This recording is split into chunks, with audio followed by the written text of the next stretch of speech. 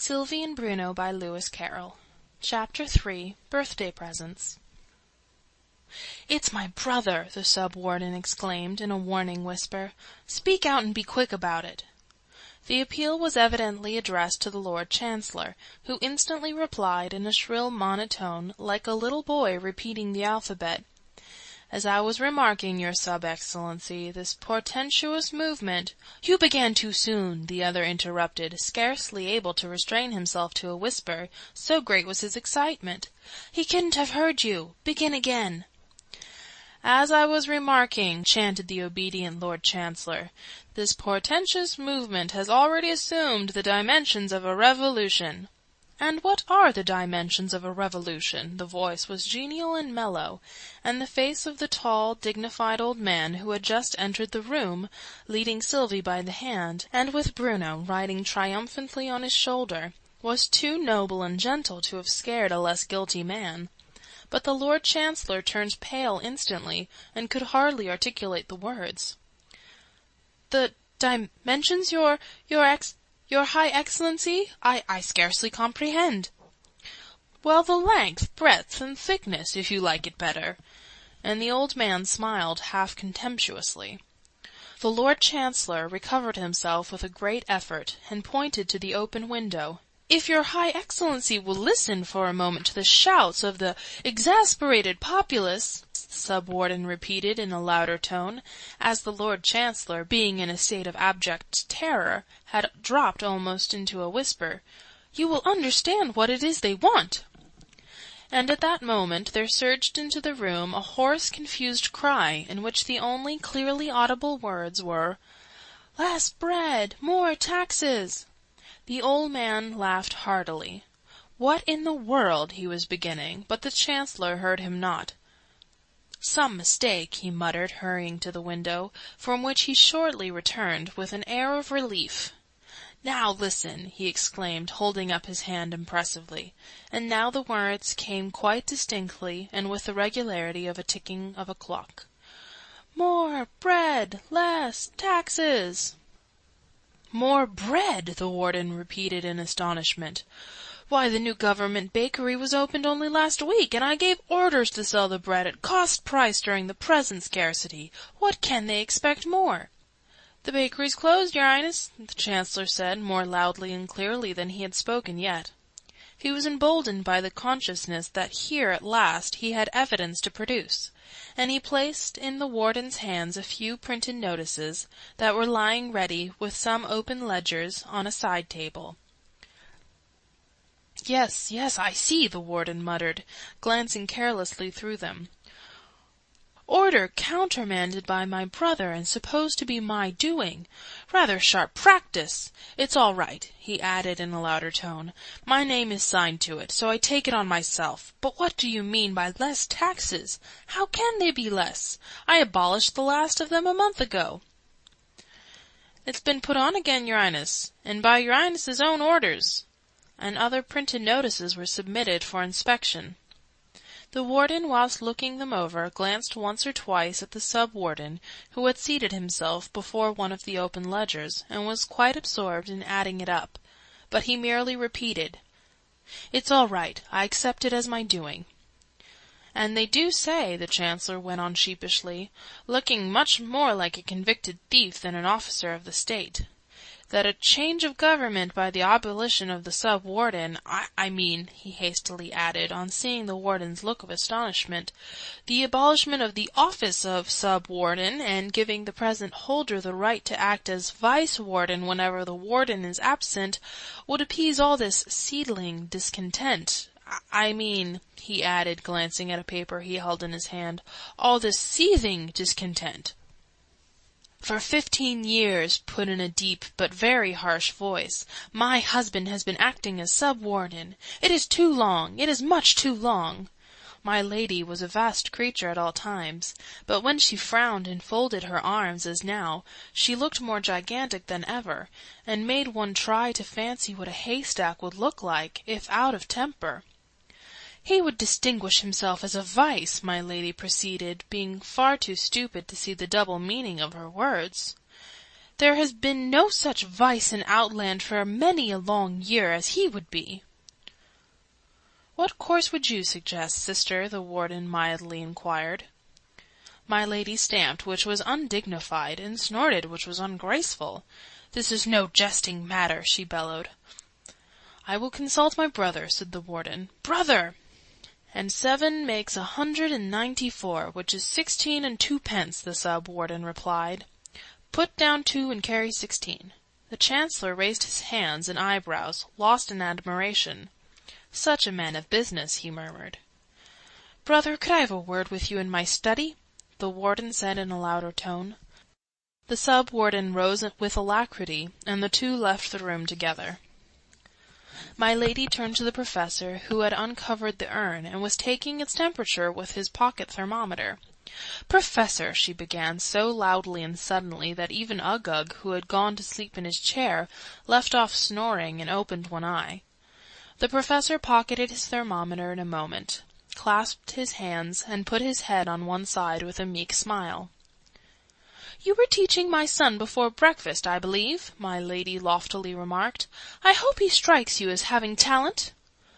"Oh, very much so indeed, my lady," the professor hastily replied, unconsciously rubbing his ear, while some painful recollection seemed to cross his mind. "I was very forcibly struck by his magnificence, I assure you." "He is a charming boy," my lady exclaimed. "Even his snores are more musical than those of other boys." If that were so, the professor seemed to think the snores of other boys must be something too awful to be endured. But he was a cautious man, and he said nothing. "And he's so clever," my lady continued. "No one will enjoy your lecture more. By the way, have you fixed the time for it yet? You've never given one, you know, and it was promised years ago, before you— Yes, yes, my lady, I know. Perhaps next Tuesday, or Tuesday week." "That will do very well," said my lady graciously.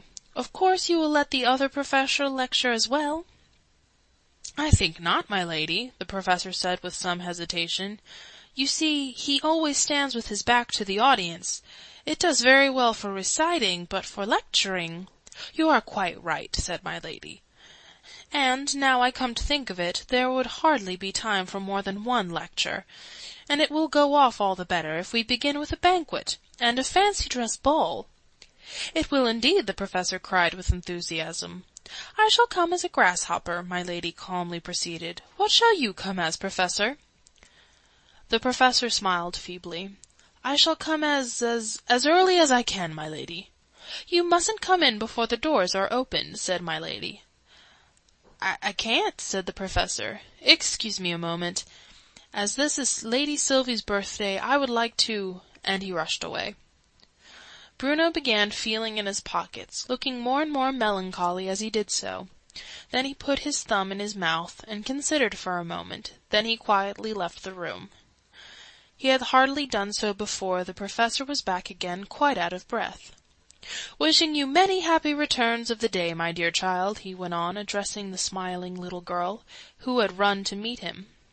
"Allow me to give you a birthday present. It's a second-hand pincushion, my dear, and it only costs 4 halfpenny." "Thank you, it's very pretty," and Sylvie rewarded the old man with a hearty kiss. "And the pins they gave me for nothing," the professor added in high glee. 15 of 'em, and only 1 bent."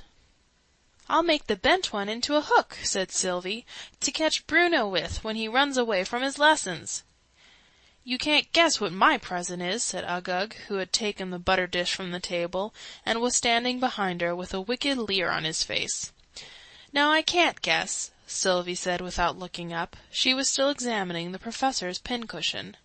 "It's this!" cried the bad boy, exultingly, as he emptied the dish over her, and then, with a grin of delight at his own cleverness, looked round for applause. Sylvie coloured crimson as she took off the butter from her frock, but she kept her lips tight shut, and walked away to the window, where she stood looking out and trying to recover her temper. Uggug's triumph was a very short one. The sub-warden had returned just in time to be a witness of this dear child's playfulness, and in another moment a skilfully applied box on the ear had changed his grin of delight into a howl of pain. "My darling!" cried his mother, enfolding him in her fat arms. "Did they box his ears for nothing? A precious pet!" "It's not for nothing," growled the angry father. "Are you aware, madam, that I pay the house bills out of a fixed annual sum? The loss of all that wasted butter falls on me. Do you hear, madam?" "Hold your tongue, sir." My lady spoke very quietly, almost in a whisper. But there was something in her look which silenced him. "Don't you see it was only a joke, and a very clever one, too? He only meant that he loved nobody but her. And instead of being pleased with the compliment, the spiteful little thing has gone away in a huff." The sub-warden was a very good hand at changing a subject. He walked across to the window. "My dear," he said, "is that a pig that I see down below, rooting about among your flower-beds?"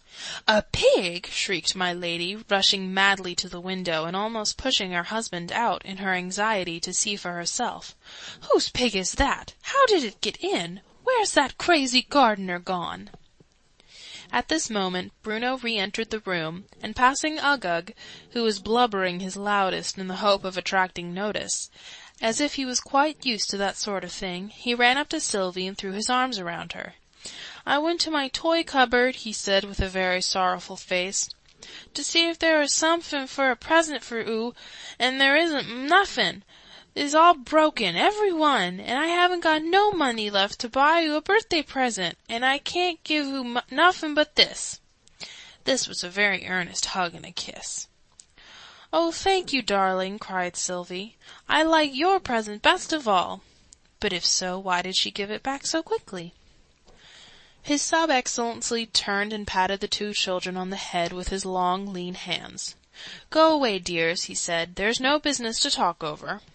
Sylvie and Bruno went away hand in hand, but on reaching the door, Sylvie came back again and went up to Uggug timidly. "I don't mind about the butter," she said, "and I'm sorry he hurt you." And she tried to shake hands with the little ruffian, but Uggug only blubbered louder and wouldn't make friends. Sylvie left the room with a sigh. The sub-warden glared angrily at his weeping son. "Leave the room, sirrah," he said, as loud as he dared. His wife was still leaning out of the window, and kept repeating, "I can't see that pig. Where is it?" "It's moved to the right. Now it's gone a little to the left," said the sub-warden, but he had his back to the window, and was making signals to the Lord Chancellor, pointing to Uggug in the door, with many a cunning nod and wink. The Chancellor caught his meaning at last, and crossing the room, took that interesting child by the ear. The next moment he and Uggug were out of the room, and the door shut behind them, but not before one piercing yell had rung through the room and reached the ears of the fond mother. "What is that hideous noise?" she fiercely asked, turning upon her startled husband.